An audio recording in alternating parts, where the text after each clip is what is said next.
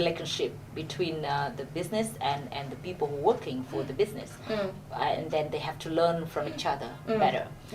But we have some discussion about that with some company that already have a starting point of understand that basic principle.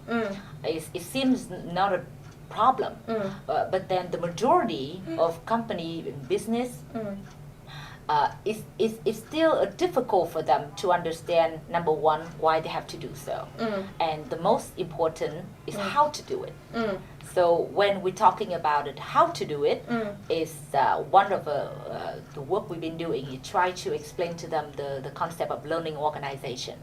And like you said, if we make sure that the team keeping doing learning and the leader also learn together as along, then they would come up with the same page about how to actually make it happen.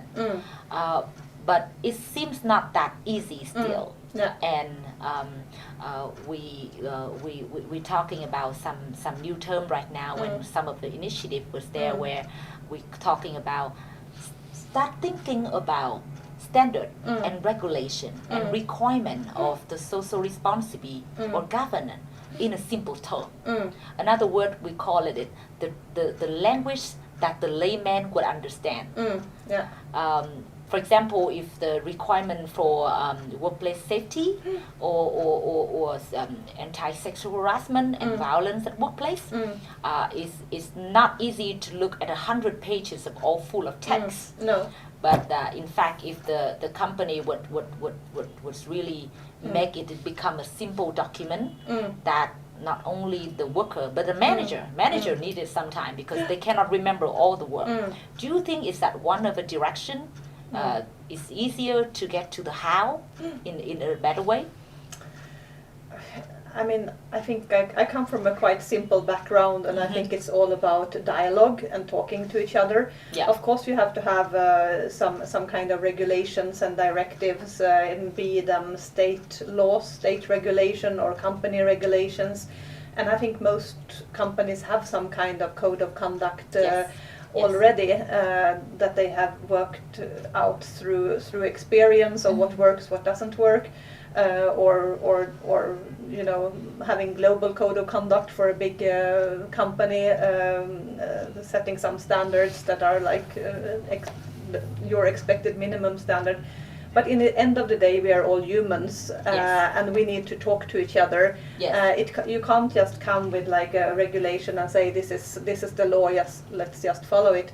If I recruit you to my workplace, what I need to tell you as a manager is this is what we're to achieve. This is where I want us to go, and this is what I expect you to do. This is where you fit in with your background and education.